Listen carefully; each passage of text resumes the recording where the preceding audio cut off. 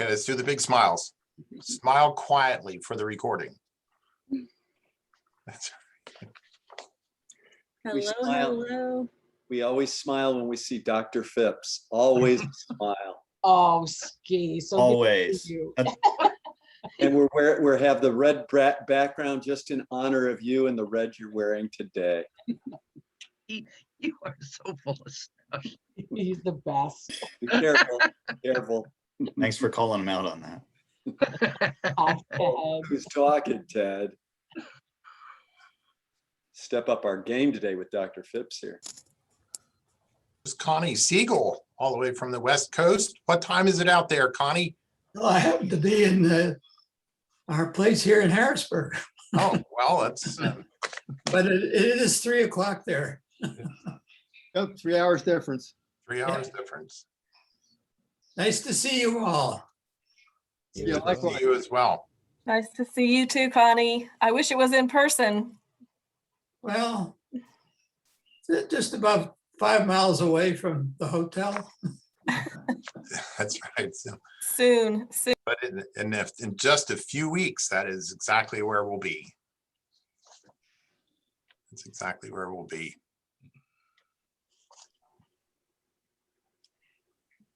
Well, remember to use the Zoom functions at the top right-hand corner of your screen,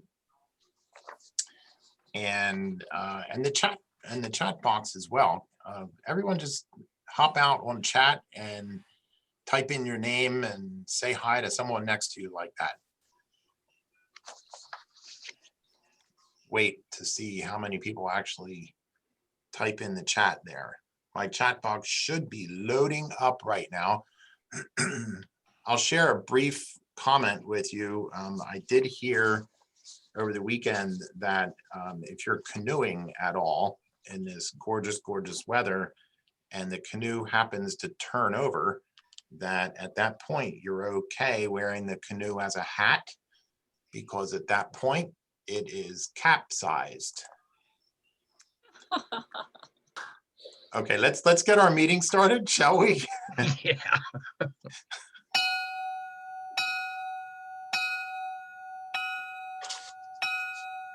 Happy Monday, everyone, and welcome to the Rotary Club of Harrisburg, club number 23 in all the world, weekly meeting. Where connecting with business and community leaders is what we do, because Rotary opens opportunities.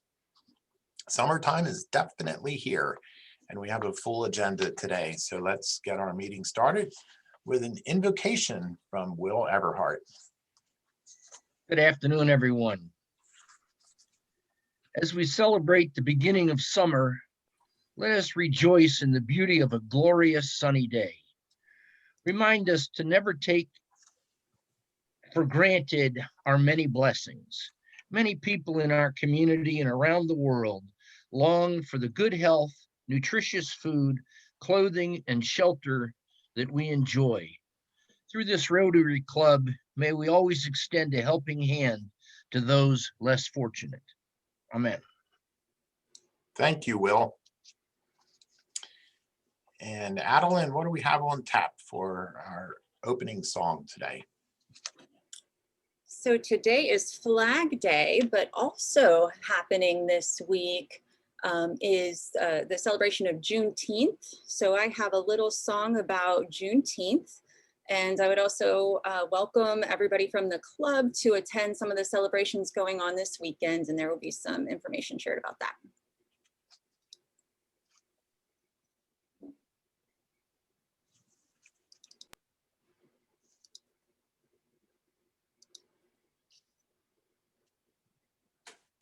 Oh, Juneteenth, set the slaves and captives free. Oh, Juneteenth, to truly be free. Oh, Juneteenth, to progress into liberty. Oh, Juneteenth, remember what it means on June 19th.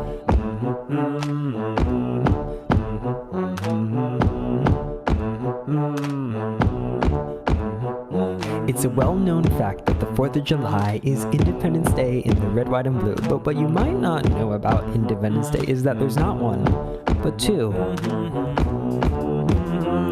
And the other one's in June.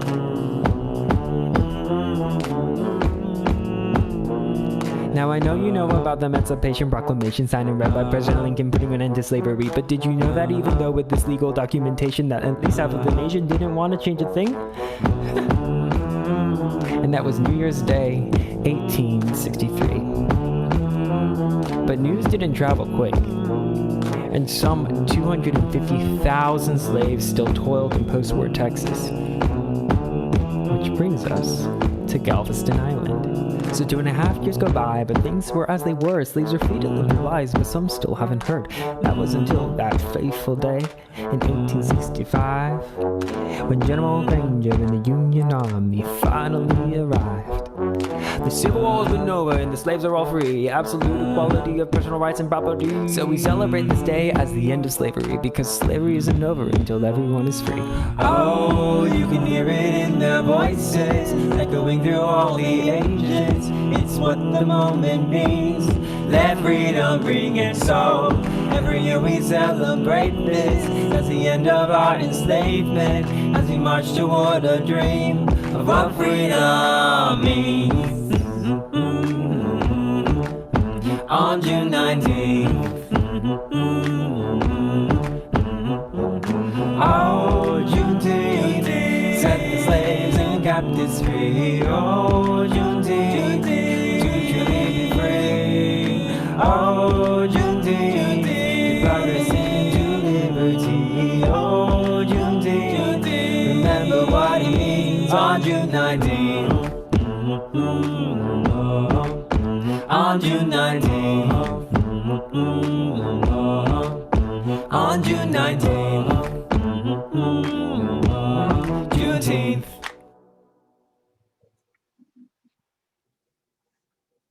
Thank you, Adeline. Well, would you join me in the Pledge of Allegiance? I pledge allegiance to the flag of the United States of America and to the republic for which it stands, one nation, under God, indivisible, with liberty and justice for all. And the Rotary four-way test, join me if you could, of the things we think, say, and do. First, is it the truth? Second, is it fair to all concerned?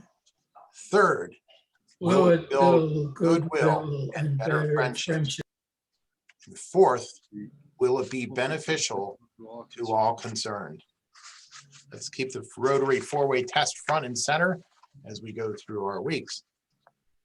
Well, today we have a really special privilege of hearing from our science fair winner, and it's always interesting to hear the projects that these young folks are working on.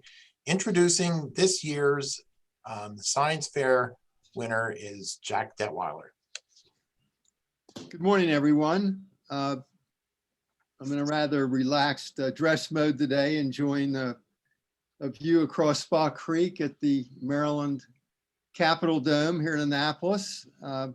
I tried to put that in my back, but they said they couldn't see me then. So anyway, it's really a pleasure this morning to introduce Sam, although we've not met face to face yet, but back in March, Matt Staub and Jeff Boswell joined me in judging the science fair, which we've been doing, I don't know how long in our club now, 25 or 30 years at least. I think that I've been doing it, but it was a different experience this year because we did it all virtually, and all the participants submitted their projects virtually. So it was an added feat for them to do that.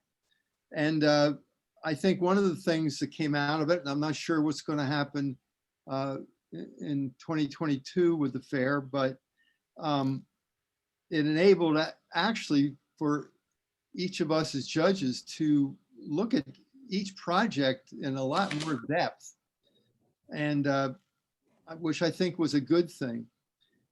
The other thing that I thought was interesting, and I looked up this morning, if I can find it here, the definition of ecology, which was on Wikipedia, and it is the study of the relationships between living organisms, including humans, and their physical environment. Ecology considers organisms at the individual, population, community, ecosystems, and biosphere level. And I'm giving you that because we had such a wide range of the 15 projects we were giving the judge, which, and I thought, is this really ecology? But it is. I mean, we even had one, how can architecture contribute to the Earth's sustainability? Car batteries versus climate. Using nanotechnology and magnetism to effectively combat oceanic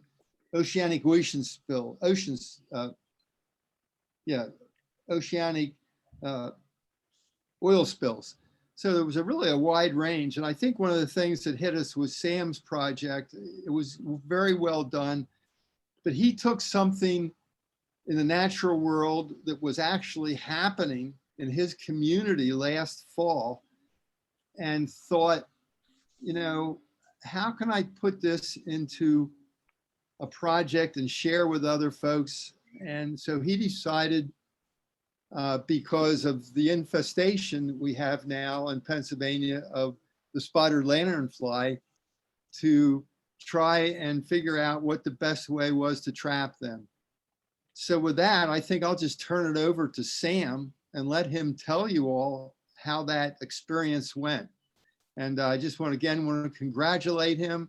I think, Adeline, you've sent his award to him already, $750, which I'm sure will go in his education fund, because I see a bright future for this young man. So Sam, we're really happy to have you today. Thank you so much for that.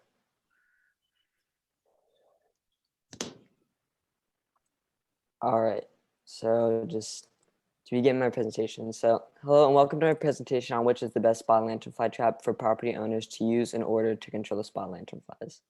And I guess next slide. So since entering the US in 2014 in Berks County, PA, from Southeast Asia, where the species is prevalent, the spotted lanternfly has proven to be a significant threat to plants and agricultural economies of the places that they have infested. The flies could cause as much as $324 million in damage to Pennsylvania property owners alone. They impact grapevines plus maple, black walnut, birch, and fruit and willow trees. They also encourage mold and fungus that kills the trees. So identifying effective traps can help control these pests and protect habitats they affect.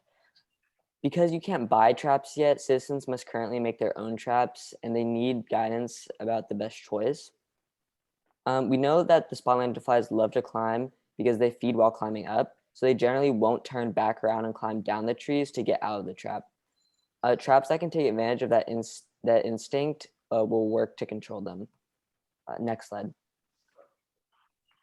So the research goal of the study was to see which of the 4 traps, consisting of do-it-yourself traps currently in use, is the most effective for controlling the spotted lanternflies through a scientific study, and then add time and costs to the effectiveness information for each of the best traps to come up for a recommendation for which trap is the best overall to control the insects. Next slide. So I chose trap number 1, the tool trap, as the hypothesized trap that would control the greatest number of spotted lanternflies. The others each had things that I thought might deter the insects from entering the trap. This trap uses netting that is loosely wrapped around the tree and tied at the top to prevent the bugs from climbing upward to feed. So instead they crawl around a little at the top where the tie is, and they get tangled and bunched up in the netting there, and they get dehydrated and die. Next slide. So here are pictures of the 4 traps. So the first trap is the tool trap. The second is the corrugated plastic trap that adds a rigid, wavy plastic piece that the bugs crawl through and can't get out of. The third trap is the circle trap that directs the bugs into a plastic bag at the top that the bugs climb into. And the last trap combines duct tape with the sticky part facing out of the tool trap. On average, trap 1 controlled the greatest number of spotted lanternflies per day. It averaged 23 versus the other traps, which were considerably lower at roughly 8, 11, and 7. Next slide. So from an effectiveness perspective, the hypothesis was accepted. Trap 1 did control the most number of spotted lanternflies out of all the traps. The traps' cost and time to build and install them are essential considerations for property owners trying to protect their trees. Being the most effective, trap 1 was the least expensive at 57 cents and the least time intensive at 4 minutes to build and 5 minutes to install. The results show that trap 1 is the ideal choice to control the spotted lanternfly. Next slide. That concludes my presentation. I would like to thank the Rotary Club and CASIF sponsors and supporters for their support of opportunities to conduct research. I'd also like to thank my science teachers for their dedication to the students and my parents who always encouraged me to explore. Thank you. Thank you, Sam. I can take questions. Let's give Sam a great big Rotary Club of Harrisburg applause. And we do have a few minutes. Does anyone have any questions that they'd like to just throw out there for Sam? Una looks like she has a question. Yeah, I was under the impression that you had to report if you find spotted lanternflies or kill them or anything. So do you know if that's still true? So if people are using any of these traps that you have researched, do they still have to report? I'm not sure actually. So I came about these flies on my property because I have these 2 maple trees out front, and they were infesting them. So that's how I got the idea of trying to, come up with an idea to control these flies. So I actually didn't hear about having to report these or, killing them, but so I wouldn't know if you still have to. Okay. Yeah, I might be confused about that. It could have been something else, but I was just wondering about that. Thank you. Mm-hmm. Thank you, Una. Jack, did you have a question? Well, a comment, I guess. And thank you for doing that, Sam.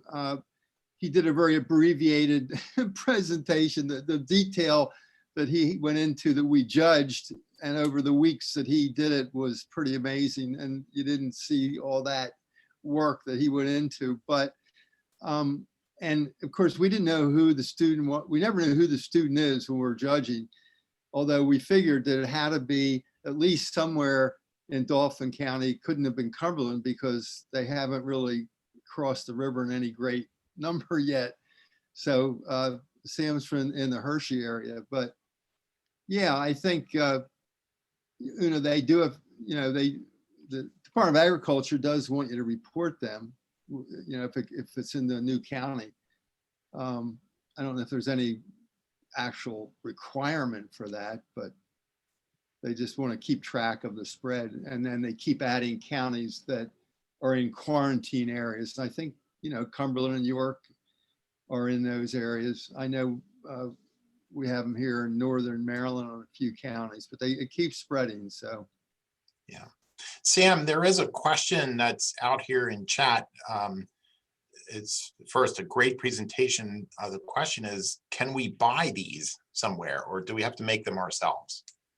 Yeah, so they're actually not available for commercial selling right now. So that's I want to come up with this presentation so people that don't have this opportunity to get or that can buy these traps yet, they can figure out how to make them, and then if they have a problem with these lanternflies, they can now defend their property and can try to control them. So right. Yeah, they're not being sold commercially yet. Yeah, and I apologize if you said this and I missed it, but did you actually make these yourself? Yeah, so I made them and then tested them on the 2 trees out in my front yard that were being infested by spotted lanternflies. Yeah, very cool. Thank you so much. Thank you so much. Now, yeah, let's give Sam another round of applause. And Jack, I do have a question for you. Thank you, first of all, for the work that you and the Ecology Committee are doing, you know, in our club. If there's anyone else that would like to, you know, become a part of that Ecology Committee so that they can hear, you know, really in detail some of the things that you get to hear when you're doing science fair, do people just give you a call and say, hey, I'd like to be on the committee? Is that how that works? Sure, that would be fine. That would be fine. Great. So you know how to get in touch with Jack Detweiler. And if you're not sure, well, he's in the roster, so you can look him up there. You can also look him up on the Rotary Club of Harrisburg website. And if you'd like to be part of that Ecology Committee. Oh, there's one other question, Sam. Is it possible to get a set of plans for the traps? So yeah, as like a service, as for like a service project in my community, I made and installed traps for like around my town. So I also had to make this information sheet, you know, instructing how to make the trap and set the trap. So I could probably send out the information sheet like on email if anyone wants to see that. So. Yeah, maybe if you could send that over to Jack, and then Jack, if you could work with Adeline, and so if Right. anyone would like to get those. So again, hey, thanks so much. Interesting, and we appreciate so much having you here in our meeting today, Sam. Thank you. Well, we've got just a few announcements for you here today. Taking minutes is Andy Rebuck, so I want to say thank you, Andy. And remember, we have a service project coming up here on Monday, June 21st, 5 o'clock in the evening. Again, we'll be packing boxes of food for the Central Pennsylvania Food Bank. You know, we have cleared 2,500 boxes for the year. I think that's a great accomplishment. The location is different this time. So when you register, you should be getting an email with that new location. Make sure to be there. Celebrate Rotary with us and some of the victories and the accomplishments. July 21st at the West Shore Country Club from 6 to 8 in the evening. We complimentary appetizers and cold drinks of several varieties. I'll be there and with cold drink in hand, but we would really love to have you there and really look forward to that kind of social event. You know, as we prepare for in-person meetings here in just a couple of weeks in July, we've had a team of folks who've been working super hard at getting the details together so that not only can we be back together in person, but we'll have a virtual option as well. We have a few people that have signed up on our tech crew. Thank you. And if you'd like to be a part of that tech crew to help make amazing virtual experiences available to folks who Zoom in to our meetings, make sure you reach out to President-elect Matt Staub or let Adeline know of your interest there. We've been announcing over the last couple of weeks that everyone who made a donation to Rotary International Foundation by May 31st would have their name entered in a drawing to go on a billboard. Drawing winners are JC Collins, Carolyn Dumaresque, Sally Klein, Larry Means, and Matt Tenney. Let's give them a hand. And thank you so much to everyone who made a donation. The year's not over. The Rotary year ends on June 30th, so you can still get your donation in for this Rotary year. Your dollars are helping to make a difference in the world. Thank you so much for your support. Make sure you're staying up to date with upcoming events and things happening here in the Rotary Club of Harrisburg. The Rotary Roundup comes to your email every Friday. Read it from top to bottom, click on the links, and look at the pictures. They're all great things that we're doing here in the Rotary Club of Harrisburg. And a great big thank you to our corporate members for your ongoing support. Your support helps us to carry out the many humanitarian projects that we work on throughout the year. And now introducing today's speaker, someone I've come to so appreciate through the course of this year, John Moorfield. Thanks, James. I will say that last weekend at a local high school graduation, I asked one of the Messiah University professors what he liked about Kim Phipps. He had no idea that I knew Kim, nor that I planned to introduce her at Harrisburg Rotary today. Almost without thinking about it, he said, and I quote, "She is a people person. And I don't mean she knows your name. She knows you. As a leader, she has always struck me as someone that works with her strong knowledge of people to make them better together." That's literally what he said. And then she said, "She is great." For those of you that have known Kim well, you know this to be true. While Dr. Phipps' leadership is most evident through her work in guiding Messiah University as its 8th president for nearly 20 years, it's also appreciated on a number of boards locally and nationally. So much so that in 2012, Dr. Phipps was awarded the Regents Athena Award. 2 years ago, she was named as an honoree of Central Pennsylvania Business Journal's Circle of Excellence Award. Dr. Phipps is the first woman to serve as Messiah's president. Prior to her appointment as president, Dr. Phipps serves as Messiah's interim president, provost, and academic dean. In her time at Messiah, she's truly helped to transform the institution to a broader role that the university plays today. Dr. Phipps has researched and authored numerous publications related to structure, rhetoric, and the climate of higher education, the development of an educational community, faculty development and identity, gender and diversity communications issues, and the complex nuances of religion and the American campaign rhetoric. I fondly remember the CNN introduction of Obama and Hillary Clinton in 2008's election season, which she ably led. President Phipps holds a Ph.D. in communication studies from Kent State University. Kim and her husband Kelly live in Mechanicsburg.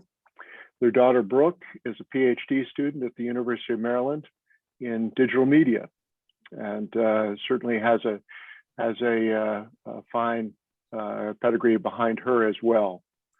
Let's give it up for one of Upper Allen Township's finest, Dr. Phipps, or Kim, as we all refer to her as. Thank you very much, John. And yes, please certainly call me Kim. I am honored to be with you today. I have had the opportunity to speak at the Rotary Club in Carlisle and Mechanicsburg, and this is my first time with the Harrisburg group, but count many of you as friends and have certainly served in a number of volunteer opportunities alongside many of you. I deeply appreciate Rotary clubs, and I appreciate the commitment of Rotary to service above self. And at Messiah, we talk about educating students, both undergrad and graduate, for maturity of intellect, character, and faith in preparation for lives of service, leadership, and reconciliation. So together at Messiah University and at Rotary, we care deeply about promoting the common good. So today I wanted to provide you with an update about Messiah University. A lot's happened. I have been president for over 17 years, which I can't believe some days. It seems like 7 weeks, and then other times, like in the year of COVID, it seemed like 17 millennia or something like that. But I wanted to share with you what's been happening, but then to focus a little bit on some of the changes and challenges that not only confront Messiah University, but all of higher education in our region, and some of the permanent changes that I think the pandemic has brought to higher education. Well, last year, still at the very height of the beginning of the COVID crisis nationally and in our region, we became Messiah University. Now, this is something we've been working on and planning for about 5 years, and had planned lots of in-person celebrations. That was not to be. We were grateful for social media. But our decision to apply for and be approved for university status was rooted in a number of things. We thought it was the next appropriate step for Messiah because, as you'll see on a future slide, we have close to 1,000 graduate students now. And so we have a very strong undergraduate and graduate population or cohorts of students. Well, and we also have a very comprehensive curriculum. Not everyone is aware that the largest majors at Messiah are education and business and engineering. And so with the comprehensive curriculum and with certainly what we were trying to do with undergrad and grad, we thought it was the appropriate time. And the slide that I have there in front of you just shares with you our enrollment. Now, I do want to be honest, on the undergraduate slide, we include within that number of 2,600, about 130 dual enrolled students from area high schools, which we're delighted to have, and some part-time students. It would be closer to about 2,400 if you think of traditional residential. You see our undergraduate majors, and the 5 largest are located in the circle there. And then we have over 20 graduate programs, with the largest being counseling, music conducting, and education. But we also have very strong now the Doctorate of Physical Therapy program and Masters in Occupational Therapy. But the number of students you can have in those programs are dictated by accreditation.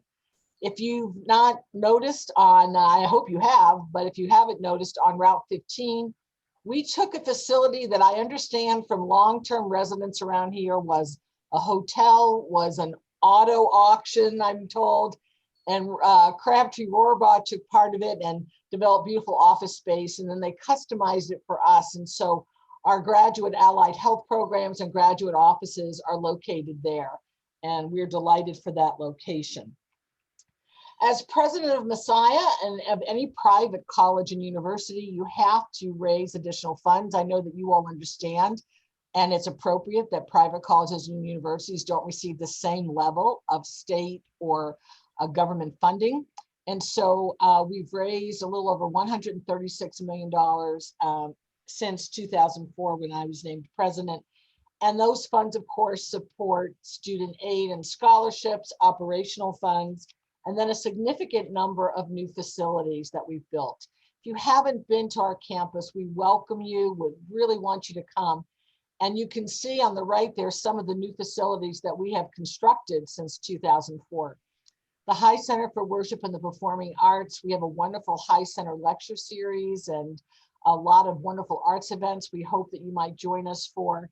And then, as you can see, work that we've done that really supports the student experience in terms of dining commons and learning commons, commuter lounge, and then important work to support our educational programs like a state-of-the-art finance lab with Bloomberg Terminal, Fry Hall Extension for engineering and the visual arts, Falcon Fitness Center that supports not only the student experience, but our strong programs in varsity athletics, as well as in sport management and exercise science, et cetera.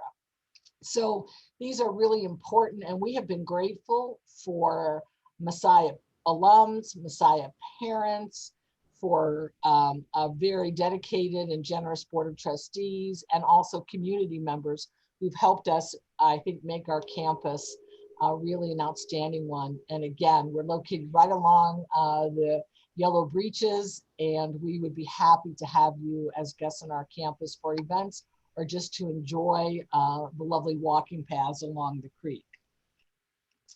There are certainly, one of the challenges, as you'll see on the next slide, is the high cost of education, without a doubt. And that's driven by items such as increased healthcare costs, technology needs, compliance regulations, and a host of other things. So our commitment in raising that 136 million, 61 million of that was for scholarship and endowment aid to help students. And that's something that if people ask me what keeps you awake at night, there are a lot of things, to be honest, as a college or university president in these times, but certainly the cost and trying to manage that cost and keep it down, and then doing everything we can to raise support to help keep our education accessible to students. And so just recently, NACUBO, which is the National Association of College and University Business Professors, published a study, and the average tuition discount at a private college is close to about 54%. So what that means is, let's say the cost was $50,000, the college would be in aid giving more like $25,000 or $26,000 to the students coming in. So it just gives you some context for what is going on. At Messiah, and I believe it's true of most of the higher education institutions in our region, we really do think that community engagement is significant. You can see there the results of a recent annual economic impact study that we did just 2 years ago. The kind of work that we're trying to do with career development and internships and co-op programs. Some of you on this call have hosted student interns, and I can't thank you enough for being a part of that essential component of their education.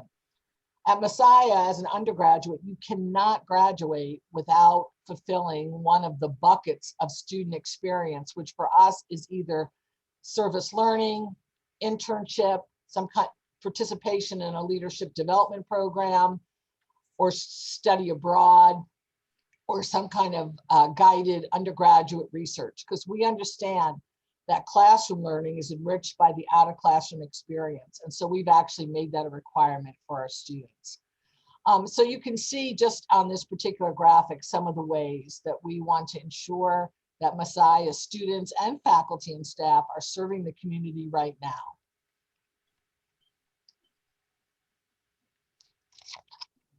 Moving on. So what are some of the challenges to higher education? And I have to say, and I think Ski might agree with me, this has been the last few years, one of the most challenging periods in higher education, probably since the Second World War.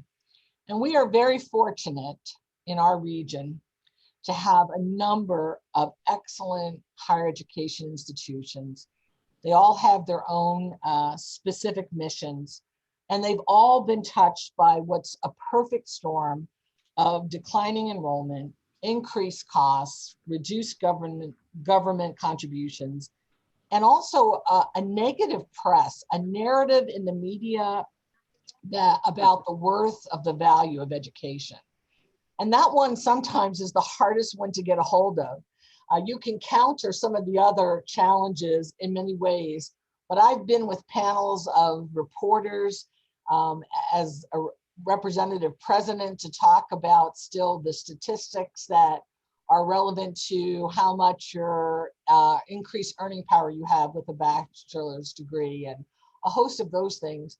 But more than anything, I think when you look at where we're at right now as a nation in our culture, educating people to be good listeners, educating people to reach across difference and divide, educating people to really be able to discern fact from fiction, to discern credible sources, that is so essential to our democracy and to the future of our nation and our region. And so that's a narrative that I think we have to counter in every way. And absolutely, I see Ski, I see the chat there, civility, and that's what I mean exactly by reaching across difference and listening well to each other and learning how to disagree without being disagreeable, but focusing more on trying to find what we have in common and promoting the common good, as opposed to being in our own separate camps in so many ways. And so in this region, we have these, really wonderful, wonderful blend of institutions, and we want to be sure that we're doing what we can to support those institutions. And of course, the institutions want to support this region in every way. I also see another thing there about empathy. That is actually, who's your favorite higher institution of higher ed today? Okay, for me, it's Messiah, but HAC is a very close second there. And I appreciate HAC so much. But when you think about empathy, that's another thing that we see decreasing in young people. And there's been a lot written about the role of social media as it relates to discouraging empathy and being able to really feel, because we have this disembodied experience, or young people do, where you can post things and it's not saying something to somebody face to face. So we've got a lot of work to do in terms of exactly that. So I want you to know then that in this perfect storm that I've talked about, then what have been some of the overall challenges which have even been worsened by COVID. So just recently, the Chronicle of Higher Education reported that spring enrollment, that colleges and universities lost 600,000 students, 600,000 students this spring. You add that then to what has been a trend really for more than a decade of declining undergraduate enrollment in the Northeast United States. And that has to do with just demographics, right? Population and demographics.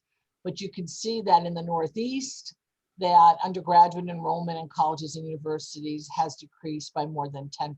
And you see the percentage there for Pennsylvania private nonprofit four-year colleges. There has been some growth in graduate.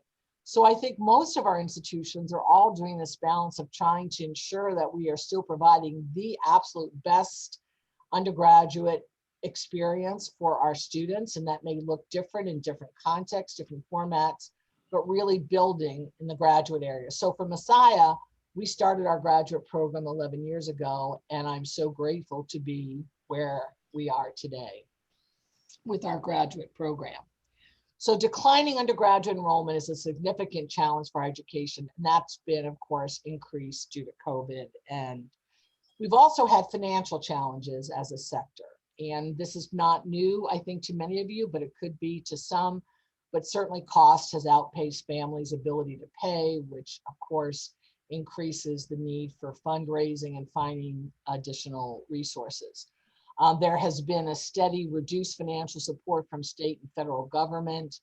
And the Biden administration right now has put forward a potential increase in Pell Grants, and that's one of the first that has happened in almost 2 decades.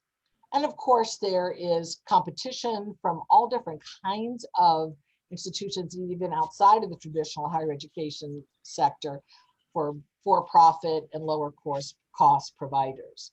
So those are some of the challenges, absolutely, that we are facing. So we already had all of this going on, and then comes COVID-19 and a global pandemic. And this is just a sampling of some of the headlines that you can see of how we had to deal with it. I still can remember sending our students home for spring break, saying it was going to be probably longer, but we'd be back, and we were learning what we needed to do to mitigate. Of course, we never were able to bring them back until August. And when we did, all kinds of protocols and mitigation techniques were implemented, full testing for our entire campus, as well as surveillance testing in ongoing ways, adding additional medical personnel. It was really a challenge, one that I'm happy to say that we met. But this was certainly costly for all colleges and universities, especially those that had a highly residential population. And just to give you a sense of COVID-19 at Messiah, so we brought faculty in the summer. Many of them had not taught online, some certainly had, but we knew that we had to offer in-person. We had to offer fully remote for our students, some of whom maybe their parents didn't want them to come to a residential setting, or they had health issues or vulnerable family members. And then we had hybrid learning options for students. It was a lot, but we learned a lot. And I will say people were gracious with each other, and students were incredibly grateful to their faculty and really helpful. So we adapted over 1,700 course sections. We managed a $6 million COVID-19 revenue loss in the spring because we had to cancel our summer conferences and camps and sending students home for 6 weeks, losing room and board, et cetera. But I'm happy to say that with our community's help and good fiscal management, we ended the year with a financial surplus And most of all, although we had 185 cases, we never had any kind of a significant spread and no one who was hospitalized. And so very, very grateful for that. And it was truly quite an effort. So what kinds of things did we learn as a university? At Messiah, one thing we learned is how important it is to make data-informed decisions. Wow, there was so much coming at us, and we would make an announcement and then we'd hear something new from the governor's office. But tracking what was actually occurring on our own campus in so many ways was all a part of data. And we know this as educators, but I think as we continue to work at even lots of other kinds of decisions, the importance of good data is significant to us. We were already in a phase of making decisions, difficult choices about academic programs. And every college and university in our region, and even I would say broader nationally, has had to do that in these times.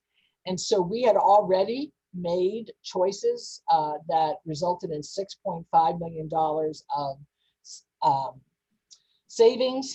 And as a result of that, are continuing to work to a second level to think about programs that we could merge, or if there's no longer significant interest, change it, and then add programs where there is significant societal interest and need and demand. We've worked at another change at Messiah has been diversifying the delivery of our academic programs. We were very traditional in the undergrad, and then our graduate is heavily online with the exception of our allied health programs. But I must say that we are now having the highest summer school enrollment that we've had, which is online. We're offering 26 of our general education courses online and undergraduate this fall, and to open up an opportunity for students to continue to take some undergraduate online courses. And so the pandemic pushed what I had been actually challenging faculty to embrace for some time. So you know that old don't waste a crisis. Well, the crisis came, people rose to the occasion. Now we're building on that. We've also, as a university, understood that we've got to establish non-tuition revenue streams. And what you see there is the community of Oakwood Hills. This is located near the college, but we set up a separate for-profit company. This is not student housing. This is residential housing in the community, but set up a foundation so that funds will come back to the college to help us pay for operating costs and also contribute to keeping a tuition cost sustainable. We also do things like we've established external catering. And this summer, because we haven't been able to use all of our apartment facilities for camps and conferences quite yet with COVID, we've moved into the Airbnb and have rented 4 of those apartments for the entire summer. So I think that whole sense of innovation and creativity is something that absolutely higher education institutions have to nurture and facilitate. And then we've just finished our new strategic plan for the next 3 years. And with that, we are really emphasizing partnerships with community, business, and industry leaders, and making that a part of leadership's emphasis, and looking forward to some of the conversations we're already involved with. JFK said that change is the law of life, and those who look only to the past or present are certain to miss the future. And so I think it's essential, and higher education is known for being slow to change, but the times have changed, and we're having to still have good input and good processes, but having to make change very, very quickly. What are some of the lasting changes, again, to higher education, not just to Messiah, that I think come out of COVID? I think it's important for you as community leaders to know. Some of the lasting changes we expect to see is that test optional admission will become permanent, because there were so many challenges with taking SAT and ACT. This is really a standard that was quite typical this year, and I think it will continue, that will become a permanent way. Certainly the test will still exist, but there will be other methods used in terms of screening students for admission. I think increased accountability to diversity, equity, and inclusion. Absolutely. And in our country, where we are really working I think, and need to be working. I don't know how successfully we're working at bridging many, many divides. That's essential on college and university campuses, and creating campus climates where students feel not just welcomed, but they feel like they belong is essential. And so for us this next year at Messiah, we are focusing on the year of reconciliation and really working at that as a campus community. It does appear that undergraduate students still prefer in-person learning, but they want more online options. And so that, I think, is something that you'll continue to see at most of our campuses. We've learned that students love the fact that lectures are video recorded for their review. And so I think that that is a practice that's going to continue. Yeah, I see a question there. No more getting up for 8 a.m. lectures. That's the challenge. So faculty are thinking of creative ways to still encourage that kind of in-class attendance if the lectures are going to be actually posted. And then some other, finally, I think, final challenges include that physical infrastructure will give way to more virtual infrastructure. So you can see how much we have worked in the earlier slide on new buildings and facilities at Messiah. But I think increasingly we're going to see fundraising and budgets devoted to virtual infrastructure, much more so than physical facilities. And we may have to continue to be creative to get good use out of our facilities. Employers will continue to drive a growing movement towards certificates and non-traditional education. And I think that's true as well, both in-person certificates as well as online. But we are definitely committed to learning for life at Messiah. And I think all of our institutions in the region are and want to continue to develop not only our workforce, but really thoughtful, engaged, empathic citizens who are people of integrity. And then the price war is going to continue with intensity with less expensive alternatives. So I'm not saying all those changes are good, but I'm saying that that is what appears to certainly be. So let me close. I think I'm right on time as I was asked, and I would love to have any kinds of questions. I'm a teacher first and foremost, and we would love to respond to anything that you have today. Certainly feel free to reach out to me via email or anything else. I consider myself very fortunate to be part of this community. Thank you so much, Dr. Phipps. Let's give her a great big Rotary Club of Harrisburg thank you. And I want to thank you too, if I could thank you on behalf of Rotary for Messiah hosting events like the Rotary Youth Leadership Awards and district conferences and some things I know that have been there. We so appreciate that. It's great. I'd love to do it. Thank you. A couple of questions. Yeah, when you first became president of Messiah, the university or college, I guess, then had been wrestling through some of its more broad-based non-denominational initiatives. And this maybe appears to have accelerated over the time of your leadership. Have there been challenges to this that you can share in just a couple minutes? Sure. Well, no, I'm happy to answer that. Yeah, I think, Messiah was founded by the Brethren in Christ, a denomination, a relatively small denomination, regionally located in this area, also sort of in Kansas in the Midwest, and then out in the West Coast, really. And we have wonderful relationship. We're not owned by the denomination, but we really respect the values and our historical roots. But certainly, I think the college, both in developing programs, we've also tried to not only do that, but to develop a more broad-based audience. And so that is true. So we have, for example, a good number of Catholic students on our campus and have a Newman Club on our campus, and really welcome the breadth of Christian denominations to be a part of Messiah. And I think there wasn't so much a struggle as much as you just have to do a lot of conversation. And that's something I welcome, where you try to share with others what it means to be an intentionally, for us, a faith-based Christian college, but that welcomes really and actually enjoys some of the zesty ecumenical mix that we have. I should also note as well that while we hire to mission, In terms of students, we do have not a lot of students because there are requirements if you attend Messiah as an undergrad. Now I'm talking about not grad. For example, attending chapel and certain kinds of convocations and things. So we have some self-selection going on in terms of applying, but we do have students from Muslim backgrounds who are from Jewish backgrounds. We certainly welcome those students and enjoy having them on our campus as well. Thank you. Thank you so much. On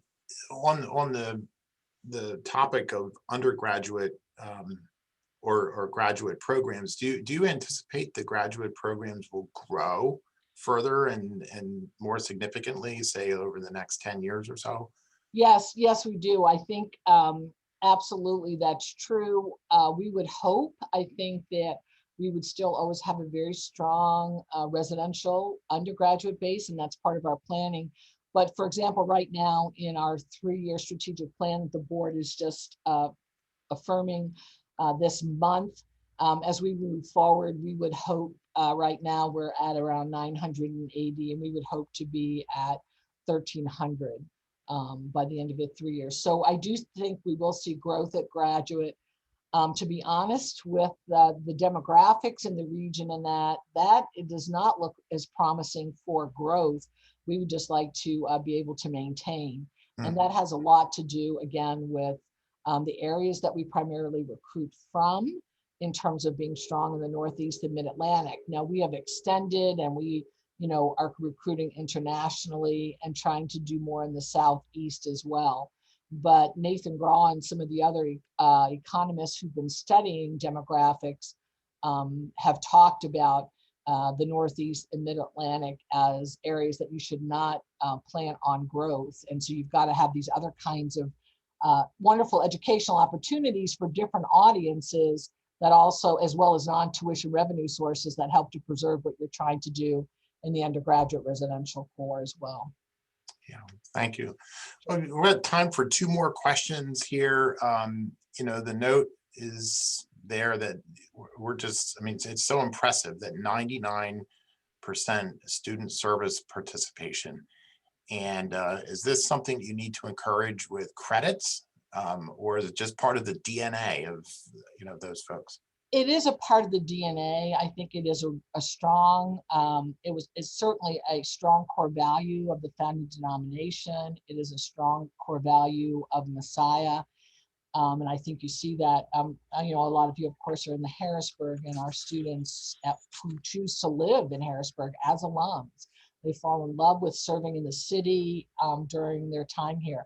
But we did make a requirement, as I said, that the experiential education, that you have to complete one. They don't get credits, but it is part of the expectation.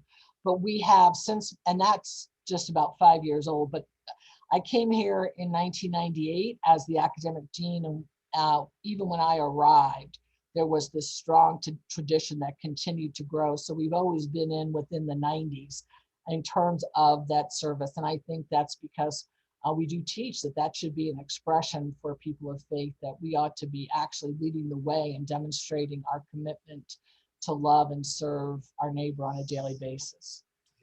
Yeah, thank you. And the last question here, Ski asks, when will your autobiography be released?